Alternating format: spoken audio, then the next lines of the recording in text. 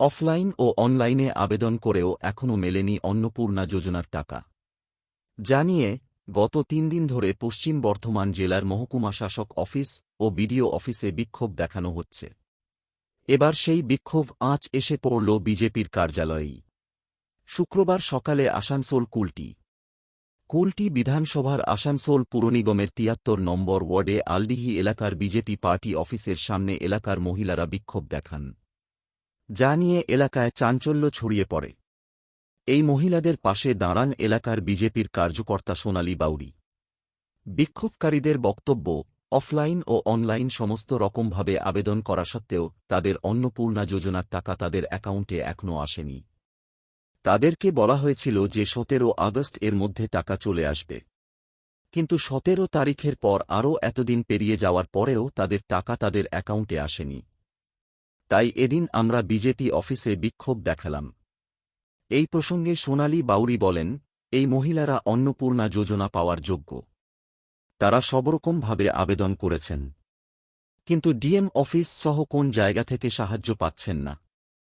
তাই আমি দলের কার্যকর্তা হিসেবে বিধায়ক তথা মন্ত্রী ডা. অজয় পোদ্দারের কাছে এই মহিলাদের বিষয়টি দেখার আবেদন করছি। আমাদের প্রথমে বললো অফলাইন, আমরা অফলাইনে করেছি, তারপরে বললো 1 মাস দেখতে, ঠিক আছে তাও দেখলাম। তারপরে শুরু হলো অনলাইন করার পরও তাও কোনো কোনো কিছু উপাদান হলো না। আমরা অনলাইন করলাম তো বললো যে 17 ইয়েতে আগস্টে ঢুকে যাবে। সবাই 17 আগস্টে সবাই দেখলো, আশা করলো, ঠিক আছে 20 আগস্ট পর্যন্ত আশা করলো সবাই। নমস্কার, আমি ৭৩ নম্বর থেকে আমি বিজেপি কার্যকর্তা সোনালী বাউরি বলছি। এখানে অন্নপূর্ণা ভান্ডারে যাদের পাওয়ার যোগ্যতা ছিল, আজ 3 মাস ধরে ওরা ফর্ম ফিল আপ করে যাচ্ছে। প্রথমে অফলাইন করা হয়েছিল, অফলাইনেও আসেনি, অনলাইনে করলো, কিন্তু অনলাইনেও এখনো পর্যন্ত পায়নি। যাদের পাওয়ার যোগ্যতা, এই মহিলাগুলো আজ পর্যন্ত এখনো 3 মাস হয়ে গেল, কারোর আন্ডার প্রসেসিংয়ে দেখাচ্ছে, কিন্তু কোনো ইনকোয়ারি, কোনো খোঁজ খবর নেই। যারা পুরনো প্রথম থেকে পেয়ে আসছে তারাই এখনো পর্যন্ত 3 মাস হয়ে গেল ওদেরই টাকা ঢোকানো হচ্ছে। নতুন কোনো রকম কোনো তথ্য ভুল আছে কি না আছে সেটাও এখনো পর্যন্ত কারোর খোঁজ খবর পাওয়া যাচ্ছে না। তাহলে এই মানুষগুলো যখন পাওয়ার যোগ্যতা, এই মহিলাগুলোর পাওয়ার যোগ্যতা, কিন্তু এখনো পর্যন্ত অন্নপূর্ণা কি কারণে ঢোকানো হয়নি এদের, সেটা কোনো জানাই যাচ্ছে না। আমার একটাই অনুরোধ ডক্টর অজয় পোদ্দার মহাশয়কে, যে এটা ডিএম অফিসে যেয়ে পরে এই তথ্য জানার দরকার, কারণ এই না জানলে পরে এই মানুষগুলো পাওয়া যাচ্ছে না। সেই কারণটা নিয়ে আজকে সবাই আমাদের পার্টি অফিসে এসে পরে বিক্ষোভ করছে। মহিলারা পাচ্ছে না সেই অভিযোগ করছে।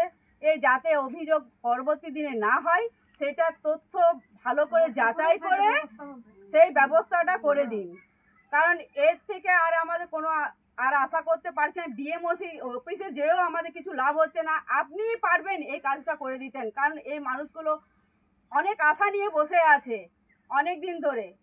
ক্ষোভের মধ্যে আজ পার্টি অফিসে আমাদের এসে পড়ে বিক্ষোভ করছে। আমরা চাই এই মানুষগুলো পাক। বলো তোমরা। আমরা অন্নপূর্ণা ভান্ডার এখনো পাইনি। জুন মাসের 8 তারিখে অফলাইন করেছি, আবার 19 তারিখে জুন মাসে অনলাইন করেছি। সেই থেকে আমরা এখনো পর্যন্ত কোনো টাকা পয়সা পাইনি। আচ্ছা, যারা পাবার তারা পেয়ে যাচ্ছে। আমরা ভাড়া বাড়িতে থাকি, আমার ছেলে সরকারি স্কুলে পড়ে, কেন পাইনি? এতদিন কিন্তু আন্ডার প্রসেসে ছিল, সাবমিট আন্ডার প্রসেসে ছিল। তারপরে ফেলিওর দেখালো, এখানে এসডি অফিসে, ডিএমসি গেছি, ডিএমসি বলেছে এসডি অফিসে যান, এসডি অফিসে এসেছি, সেখানে একটা লিস্ট লিখে নিল, ফোন নাম্বার, আধার কার্ড নাম্বার, যে অনলাইনে করেছে সেই নাম্বার, ওয়ার্ড নাম্বার সব লিখে নিল, ব্যাস সেই লিস্ট জমা পড়ে রয়ে গেল। আবার 18 তারিখে ভিজে এসেছি, তখন ফেলিওর ছিল, আবার এলাম, তখন আন্ডার প্রসেস দেখালো। আবার 18 তারিখে এসেছি আগস্টের, তখনও দেখছি যে ভিজে এলাম, তখনও দেখছি যে ওরা লিস্টই লিখে নিচ্ছে, তারপরে কোনো টাকা পয়সা পেলাম না। আচ্ছা, আমাদের তো কোনো ডকুমেন্টস, কোনো ভুল নেই, সাইবার ক্যাফে যদি কোনো কিছু ভুল পায় সেটা দায়িত্ব কি আমাদের? সেটা আমাদের নামে তো আমাদের মতো সবই দিয়েছি, ভাড়া ঘরে থাকতো কেন আমরা পাবো না? আগে পেতেন? আগেকার সরকারের মধ্যে পেতেন? হ্যাঁ, আগে পেতাম, আগে সরকারে পেতাম, কিন্তু এর কাছ থেকে আমরা কোনো কিছু পাইনি। কিন্তু আমরা তো পাওয়ার যোগ্য। তো আপনারা কেন আজকে রোড অবরোধ? আমরা এই কারণে করছি, আমরা একবারও পাইনি। আমার মা একবার পেয়েছে, তারপর এখন 2 মাস পাইনি। এখন আজকে দেখেছে যে স্ট্যাটাস চেক করে দেখেছে যে রিজেক্ট হয়ে গেছে। কি নাম আপনার?